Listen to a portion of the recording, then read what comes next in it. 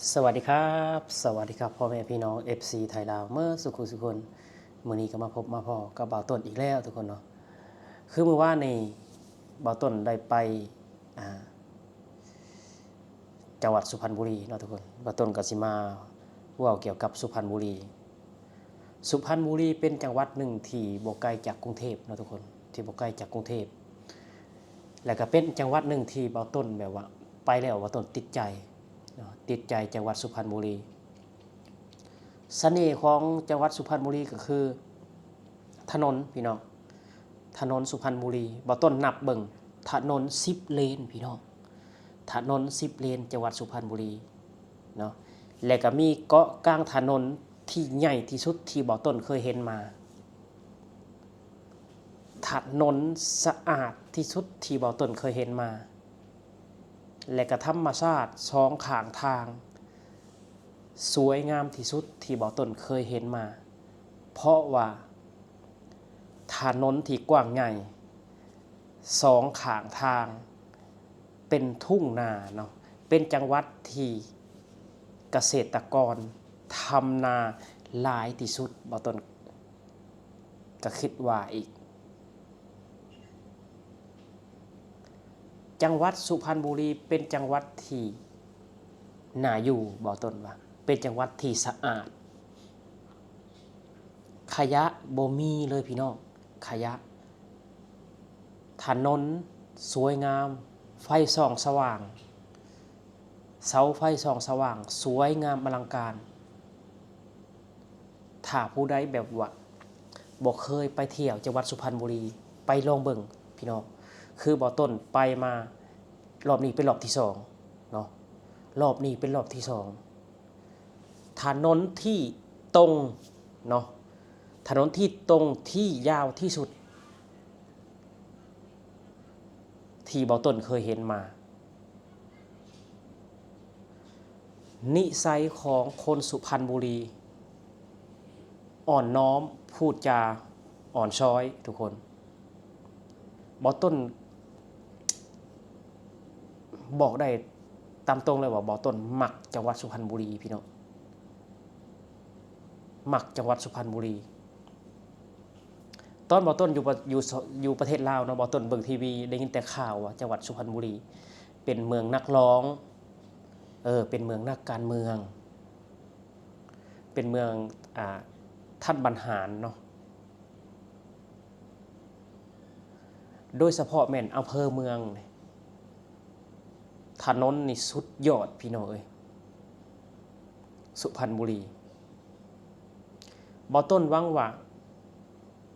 บ่ต้นสิได้ไปอีกจักรอบเนาะทุกคนเพราะว่าไปแล้วอากาศมันดีวิวสองข้างทางสวยงามไปแล้วมันมีความสุขบ่ต้นอยากไปอีกครั้งหนึ่งเนาะบ่ต้นมีแผนว่าเดือนหน้าบ่ต้นอยากไปพี่น้องบ่ต้นอยากไปหาปลาบ่ต้นอยากไปหาปลาสุพรรณบุรีนี่เป็นป่าธรรมชาติกะหลายพี่น้องมีป้าคนหนึ่งเพิ่นอยู่ใกล้ๆบ้านบ่ต้นอยู่นี่แหละเพิ่นว่าส่วนบ่ต้นไปหาปลาอยู่แก้มลิงอำเภอเมืองเนาะเพิ่นว่าปลาหลายบ่ต้นอยากไปพี่น้องบ่ต้นอยากไปสุพรรณบุรีเนาะคือชีวิตของบ่ต้นบ่ต้นคือมักธรรมชาติอยู่แล้วบ่ต้นมาจากบ้านนอกเนาะอาชีพของพ่อแม่บ่ต้นก็คือทำนาเพราะฉะนั้นแล้วบ่ต้นออกไปจังหวัดสุพรรณบุรีเห็นเกษตรกรทำนาเนาะเห็นเขาเขี้ยวสองข้างทางบ่ต้นมีความสุขเนาะบ่ต้นมีความสุขถนนนี่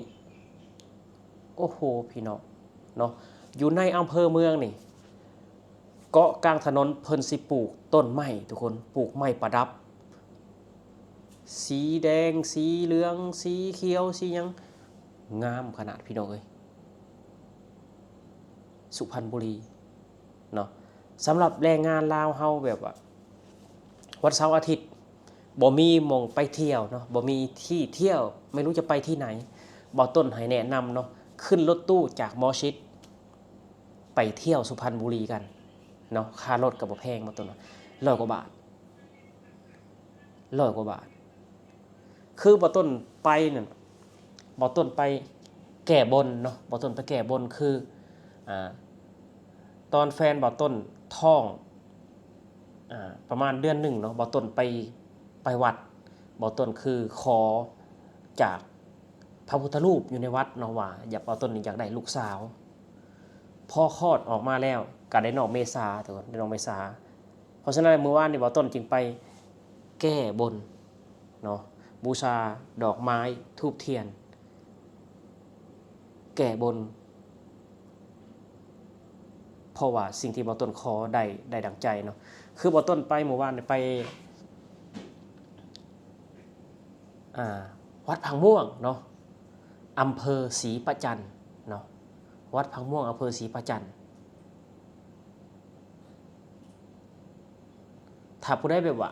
อยากไปทำบุญสักครั้งหนึ่งเนาะอยู่ต่างจังหวัดบ่ต้นแนะนำเนาะวัดพังม่วงอำเภอศรีประจันจังหวัดสุพรรณบุรีผู้คนจะอำเภอศรีประจันว่าม่วนพี่น้องเอ้ยเนาะบ่ต้นมาเนี่ยบ่ต้นยังคิดฮอดบ่ต้นยังอยากไปอีกยังอยากไปอีกสุพรรณบุรีซึ่งบ่ใกล้จากกรุงเทพเนาะคือถ้าผู้ใดมีรถขับไปเองก็ประมาณ2ชั่วโมงถึงสุพรรณบุรีเนาะ2ชั่วโมงถนนนี่ตอนนี้เพิ่นกำลังสร้างถนนใหม่ทุกคนเพิ่นกำลังสร้างถนนใหม่เพิ่นขยายถนนออกเนาะขยายถนนออกแบบว่าเอาถนนเก่าขุดถนนเก่า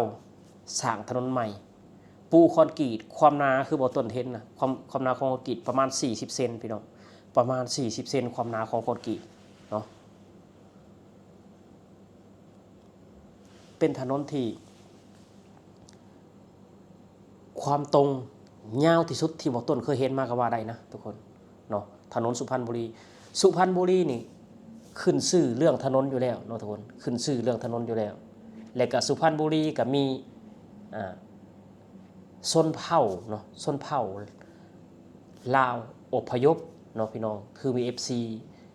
เพิ่นคอมเมนต์ว่าเป็นคนลาวที่อพยพมาอยู่เยอะที่สุดก็ว่าได้อีกจังหวัดสุพรรณบุรีบ่ต้นอยากไปสัมผัสเนาะวิธีแบบคนลาวอพยพมาสักครั้งหนึ่งทุกคนบ่ต้นอยากไปนั่งพูดคุยอยากไปนั่งถามข่าวสุพรรณบุรีหวังว่าบุญของบ่ต้นนี่สิฮอดสิถึงพี่น้องลาวอพยพหวังว่าบ่ต้นสิได้ไปถามข่าวไปนั่งกินข้าวไปนั่งพูดคุยสักครั้งหนึ่งเนาะขอให้บุญฮอดยอดถึงบ่ต้นอยากไปพี่น้องเอ้ยบ่ต้นอยากไปเนาะคืออยู่ในประเทศไทยนี่คือบ่ต้นอยากไปทุกๆจังหวัดเนาะเพราะว่า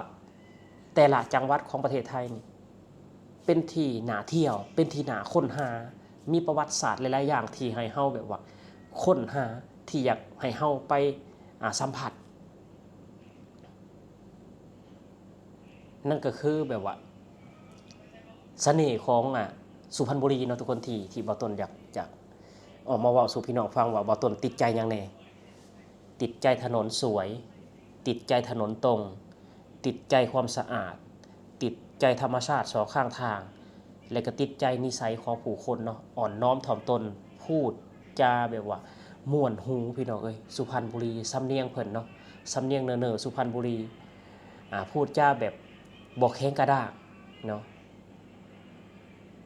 สำหรับคลิปนี้เนาะทุกคนบ่ต้นก็สิอำลาพาจากพี่จากน้องไปแล้วเนาะก็ขอบคุณ XC ทุกๆคนที่เข้ามาให้กำลังใจบ่ต้นเนาะพิเศษและแม่นFC ทางจังหวัดสุพรรณบุรีเนาะบ่ต้นหวังว่าสักวันหนึ่งบ่ต้นสิไปเยี่ยมยามพี่น้องทางจังหวัดสุพรรณบุรีอีกสำหรับคลิปนี้บ่ต้นขอกล่าวคำว่าสวัสดีครับผม